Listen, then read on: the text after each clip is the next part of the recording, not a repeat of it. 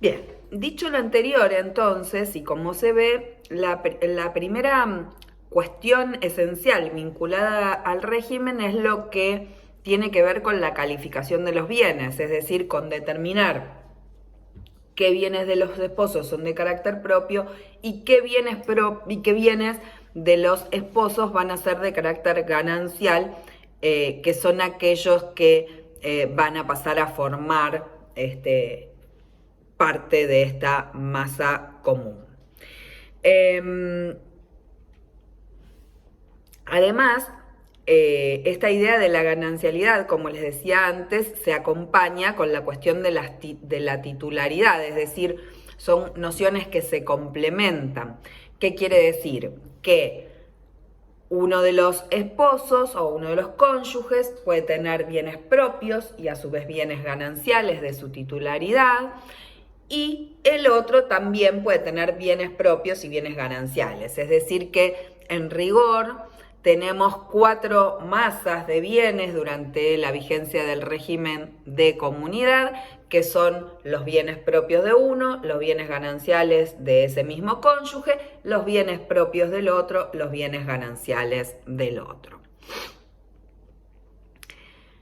Como les decía, la importancia de la calificación está dada en lo relativo al régimen de gestión, en lo relativo a la responsabilidad por las deudas, ya vamos a ver cómo, en lo relativo al régimen de liquidación, cuando se extingue la comunidad, y en lo que tiene que ver básicamente con el régimen sucesorio. ¿Cuáles son los bienes propios? Vamos a empezar por los propios, como así aborda la cuestión el Código Civil y Comercial, en el artículo 464. Para calificar los bienes como propios, tenemos que acudir a ciertos principios, que son los que nos van a determinar la mayor cantidad de casos. El gran grupo o la gran masa de los bienes propios son aquellos que cada uno de los esposos tienen antes de celebrar el matrimonio, es decir, los que se llaman bienes aportados por parte de la doctrina.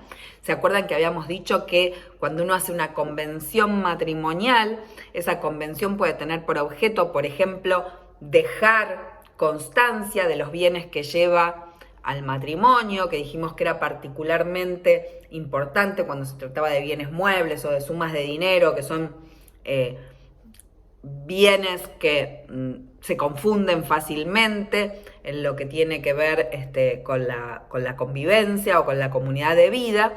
Bueno, y dijimos que nos iba a servir esa convención como preconstitución de prueba. ¿De qué? De prueba de que se trata justamente de bienes propios, de bienes que se tenían con anterioridad a la celebración del matrimonio.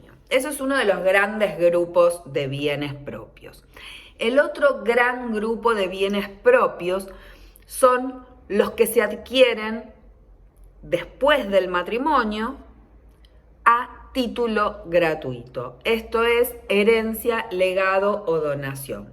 Quiere decir que si durante el matrimonio yo recibo una herencia porque se murió mi madre o mi tía Chola o quien fuera, esos bienes que recibo por herencia, aun cuando los haya recibido estando casada, van a revestir el carácter de propio. Allí el carácter de propio viene atado a la gratuidad del acto, no al tiempo en que se adquiere el bien, sino que viene atado a la gratuidad. Y pensemos, ¿por qué los bienes que se adquieren a título gratuito no son gananciales?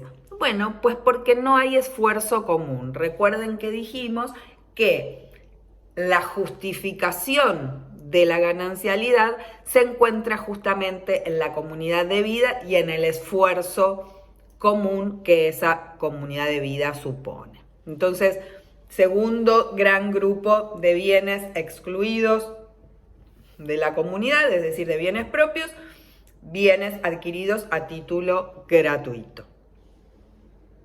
Tercer grupo de bienes excluidos de la comunidad, aquellos que se adquieren por una causa anterior al matrimonio.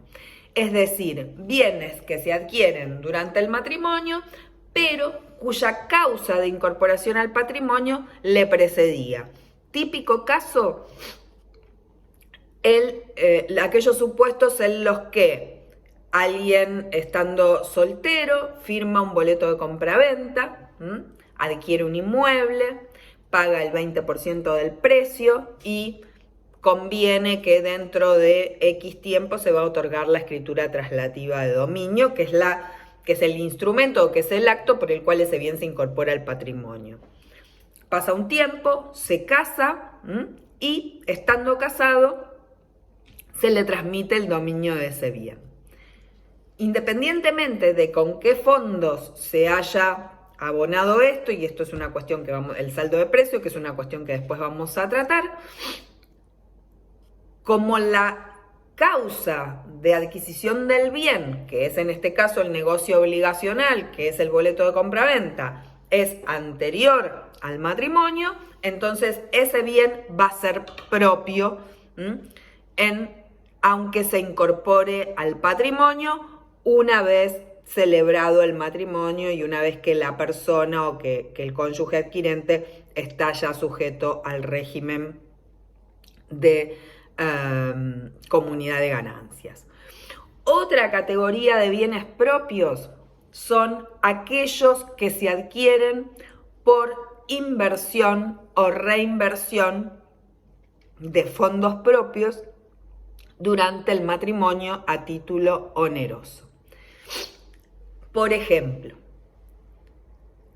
tenía un inmueble propio, mi departamento de soltera, y durante el matrimonio decido enajenarlo y sumar algún fondo para la adquisición.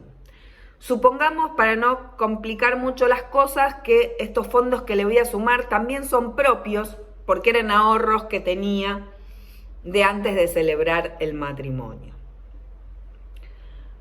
Vendo aquel bien que tenía de soltera durante el matrimonio, le sumo estos ahorros propios que tenía y compro un nuevo bien.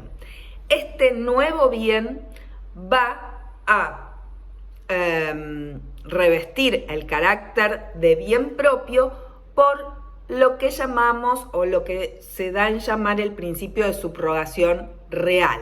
Es decir, este nuevo bien que se adquiere mediante la reinversión de fondos propios y la inversión de algunos fondos propios que también tengo, va a reemplazar aquellos fondos dentro de mi patrimonio, va a subrogarlos y por lo tanto va este nuevo bien a tener ese mismo carácter. Ahora, vamos a ver, y después lo vamos a profundizar, que la calificación de los bienes es de orden público, es decir, esta calificación es indisponible. Entonces, el principio general, así como cuando yo adquiero un bien a un título gratuito, el principio general es que ese bien es propio, cuando se adquieren bienes a título oneroso, el principio es que esos bienes, durante el matrimonio, ¿no?, que esos bienes son gananciales. Ergo, para oponer el carácter propio del bien adquirido mediante reinversión o inversión de fondos propios, tengo que hacer algunas cosas. Lo que determina el Código Civil y Comercial que tengo que hacer es dejar constancia en la adquisición del nuevo bien que ese bien es propio y el motivo por el que yo lo califico de propio. Es decir, tendré que decir en la escritura de compra de este inmueble que ese inmueble que adquiero reviste el carácter de propio porque los fondos que empleé son propios y que esos fondos son propios en virtud de que por un acto X, que cuanta mayor circunstancia pueda poner, mejor, he enajenado un bien que era propio y he recibido la suma de X dinero, X pesos, X dólares, y que además tenía tanto dinero que eran ahorros previos a la celebración del matrimonio, que por ejemplo a lo mejor los tengo incorporados a aquella convención matrimonial de la que hablamos, y Además de dejar constancia de todo eso, es decir, que los fondos son propios, que cómo los tuve y el por qué revisten el carácter de propios, además debe venir el otro cónyuge y prestar su conformidad con esa declaración. Si todo eso ocurre, es decir, si dejo constancia de que el bien es propio, cómo me correspondieron esos fondos como propios y el otro prestó su conformidad, entonces el bien se va a calificar como propia y esa condición de propio se va a poder inscribir a su vez en los registros tanto de la propiedad inmueble como de la propiedad automotor para hacer oponibles a terceros ese carácter de propio aún durante el matrimonio. ¿Qué pasa si me olvido de hacer esta declaración? Si no la hago porque no quiero, porque no me asesoraron o porque no quise, bueno, siempre conservo la posibilidad de probar el carácter del bien como propio en relación al otro cónyuge. Y esto va a ser especialmente relevante cuando la comunidad se extingue por divorcio o por fallecimiento o lo que fuere, para preservar eventualmente ese valor propio y excluirlo de la partición o de la liquidación de la comunidad de ganancias. Con este punto y como estamos llegando a la extensión máxima que puede tener cada video, corto y continúo con el tema en otro video.